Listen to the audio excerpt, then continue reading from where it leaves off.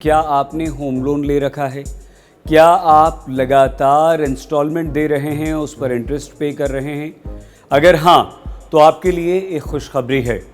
अब बहुत सारे बैंक्स ने होम लोन्स पर इंटरेस्ट रेट काफ़ी कम कर दिया है, लेकिन SBI, ICICI, HDFC और कोटक महिंद्रा इन्होंने अपना होम लोन इंटरेस्ट 7% यानी कि 7% से कम कर दिया है। अब आप 8 और 8 से ज़्यादा या 9% तक होम लोन पर इंटरेस्ट दे रहे हैं। तो आप ये बिल्कुल सच बात है, आप सोचेंगे कि क्यों ना हम बैंक बदल लें, हम भी कम इंटरेस्ट दें। जी हाँ, बिल्कुल ये होना चाहिए।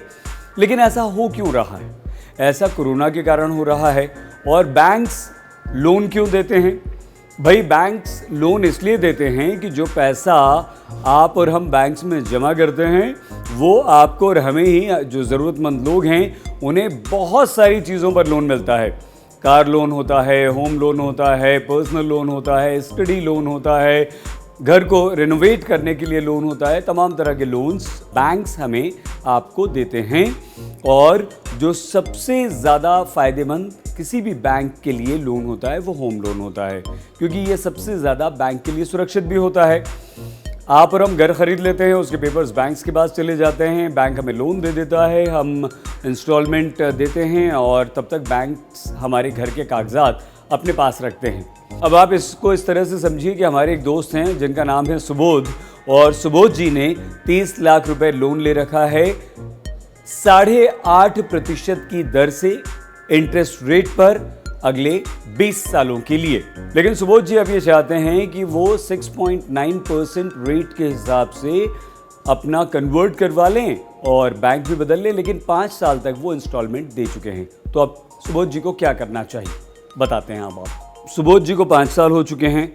अब वो 26,034 रुपये की EMI भर रहे हैं, जिसमें 18,778 रुपये का इंटरेस्ट है और 7,256 रुपये का मूलधन शामिल है। ऐसे में अगर सुबोध 6.9% यानी कि 6.9% पर इंटरेस्ट वाले बैंक में लोन ट्रांसफ़र कर लेते हैं तो उनकी EMI हो जाएगी 23,073 रुपये। इसका मतलब ये हुआ कि सुबोध जी को हर महीने 2,962 रुपये का फ़ायदा होगा। ये EMI उनकी कम हो जाएगी और साल के अंत तक उन्हें 35,000 रुपये तक का फ़ायदा होगा। लेकिन होम ट्रांसफ़र फ्री में नहीं होता, उसके लिए कई सारे चार्जेस आपको देने पड़ते हैं। लेकिन ये चार्जेस देकर भी आप फ़ायदे में ही रहेंगे।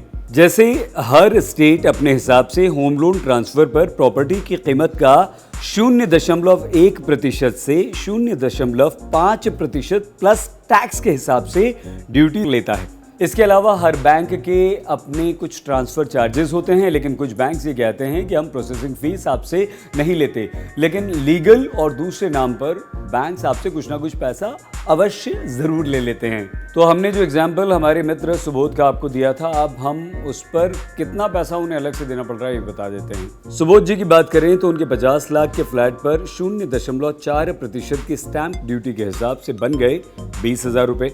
बाकी चार्ज और टैक्स मिलाकर अगर 10,000 रुपये आप ऊपर भी रख लें तो सुबोध जी को 5,000 रुपये का फ़ायदा तो पहले ही साल हो गया। तो पहले साल में 5,000 रुपये का उन्हें फ़ायदा हो गया बैंक की ये तमाम चार्जेस देने के बाद भी, और अगले साल से उनके पैसे और बच जाएंगे। तो मतलब ये हुआ कि लोन को ट्रांसफ़र करवा देना या करवा लेना सुबोध जी के लिए फ़ायदे का सौदा रहा। आप भी ऐसा कर सकते हैं। होम लोन एक्सपर्ट्स और होम लोन का गणित भी यही कहता है कि अगर आपने 50 लाख रुपए या उससे ज़्यादा का होम लोन लिया हुआ है, 5 साल या 5 साल से कम आपको इंस्टॉलमेंट देते हुए हैं, तो आप उसे ज़रूर ट्रांसफ़र करवा लीजिए। हाँ, आप ये भी कर सकते हैं कि मान लीजिए आपने HDFC बैंक से लोन लिया है, आप उसे दूसरे बैंक में ट्रांसफ़र नहीं करवाना चाहते हैं, तो आप इंटरेस्ट रेट पर, कम इंटरेस्ट रेट पर अपना HDFC में ही या ICICI में ही ट्रांसफ़र ज़रूर करवा लीजिए। कुछ प्रोसेसिंग चार्ज आपको देने पड़ सकते हैं, लेकिन ये आपके लिए बहुत फ़ायदेमंद होगा।